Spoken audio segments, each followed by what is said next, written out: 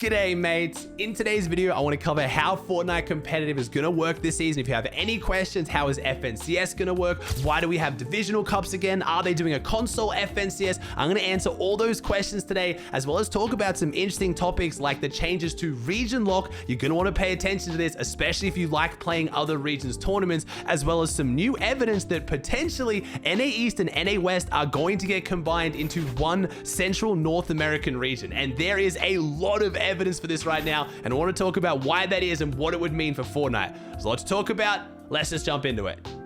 Now, in this blog post, there's a lot to unpack. Let's kick off at the top and go top to bottom, make sure you know everything that's going on. So first off, we had an arena point reset. Everyone's gone back to 0 points. We have solos, duos, and trios as the arena game mode. Now, to play in all of the tournaments this season, so far, at least the ones that have been announced, you only need 2,000 points. You only need Contender League. So far, it looks like Champions League doesn't really have any point again. As far as I can see, there have been no changes to Arena. The point system is the same as what it was last season.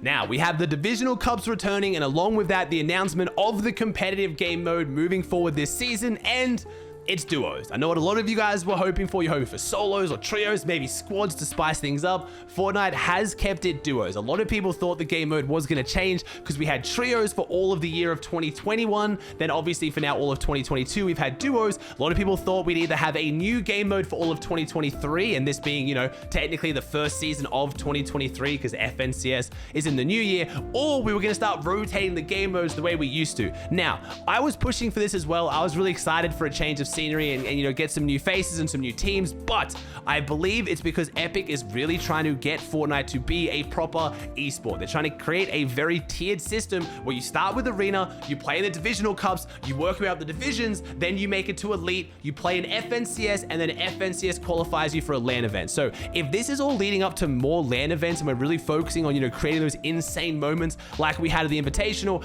I can get behind it. But I really wish Epic said something, because in the blog post themselves, they didn't mention anything about a LAN event. I just know from looking at this format, we are going to get more LAN events this year.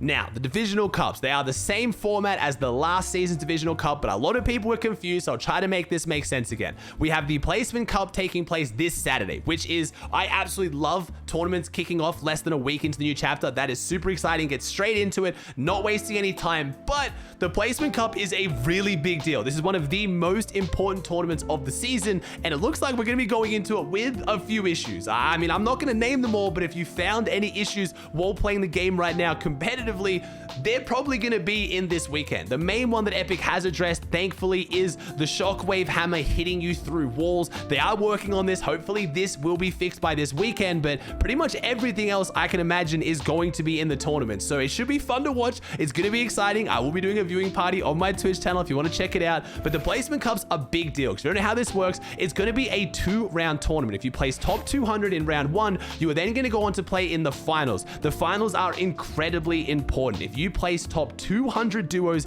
in your region, you are going to go straight through to Elite. You're going to skip Challenger, you're going to skip Contender, you're already in Elite. And now this is a really big deal this season, because the only way to play in FNCS is to be in Elite. And now that has upset quite a few people, because a lot of you guys probably watching this video have played FNCS in the past. Maybe you only made it to like round 1 or 2, but you enjoyed playing, and then you came back to watch how the best pros did at the very end. Now, unfortunately, you're going to have to sit FNCS out unless you can get into the Elite Cup. And getting into the Elite Division by the time FNCS starts, which is in February, is going to be quite difficult. Boop actually broke down the numbers here, and if FNCS format doesn't change, we are going into FNCS with 440 teams playing on EU, 260 teams on NA East, and only 180 teams on every other region.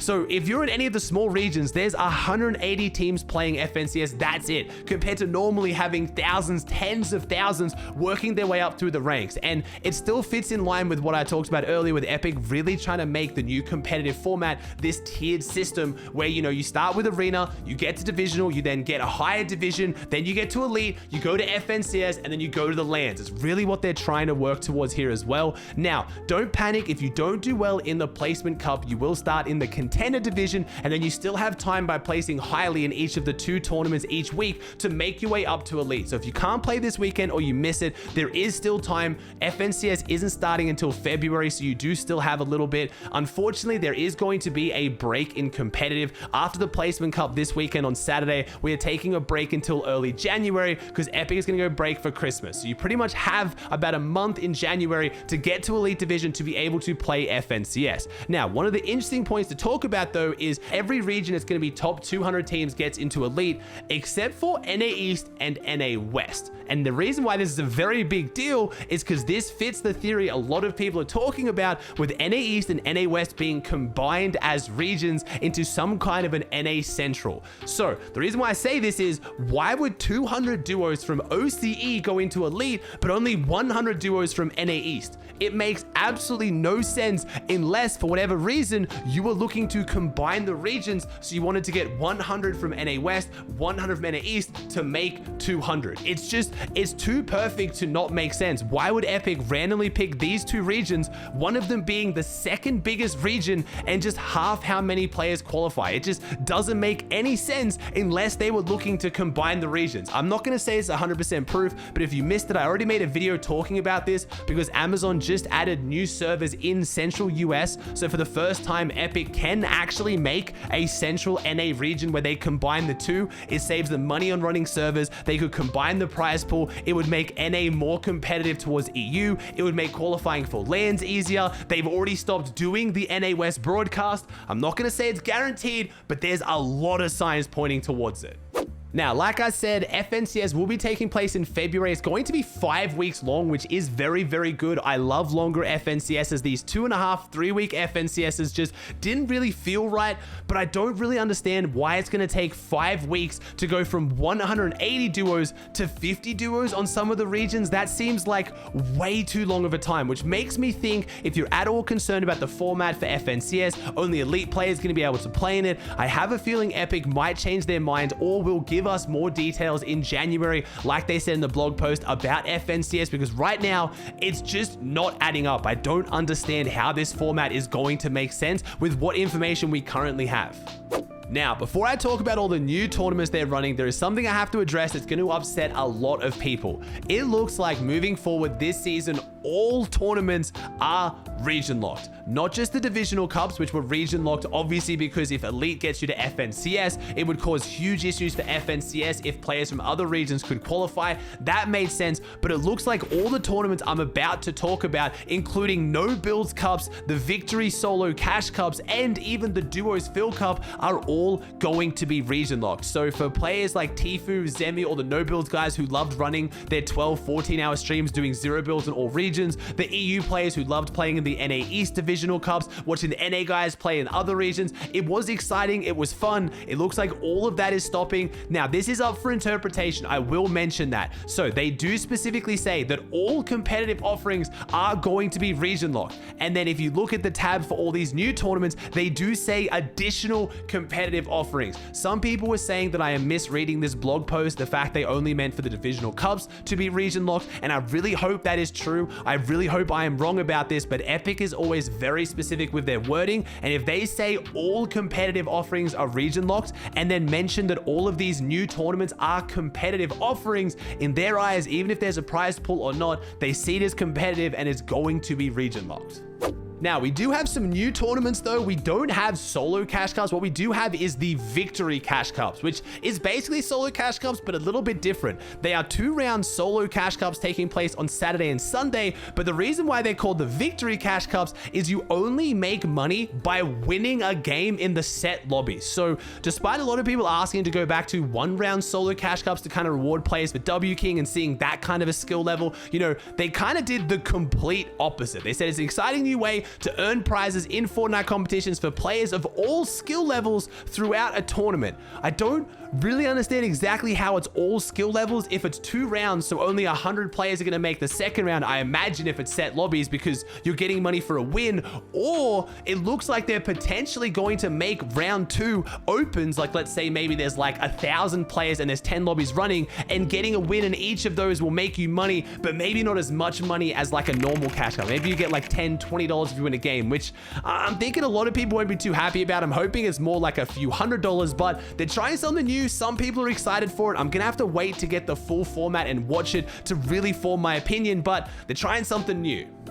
The next new tournament we have, which I think Epic is doing with the greatest intention at heart, and I don't want to make fun of it, but it's the Duo Fill Cup, and I'll explain it and you tell me whether you think this would be a good idea. So, looking for a new teammate? Drop into the all-new Duo Fills Cup on Wednesday for Zero Build and Saturdays for Battle Royale. Play each match paired with a different Duos partner at similar earned points and similar skill levels. Did you get to play with someone you enjoyed competing with? Add them as a friend and drop into future Fortnite competitions together.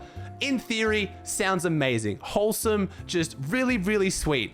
In practice, it's gonna be an absolute disaster. I don't know if you've ever tried to play with a random teammate you found in a Discord. It normally ends up with you finding them, they PR check you, you PR check them, they lied about their PR, you jump into your first game, they throw, they then blame you, leave the game, block you, and stop playing the rest of the tournament. Right? Fair? That's the experience I see most people have trying to play with random duo mates. Maybe because this tournament is designed to pair you with a different duo mate, people will be better, but I just have a feeling it's gonna be a disaster. But hey, it might be funny to watch for content. I might play in them because it sounds hilarious.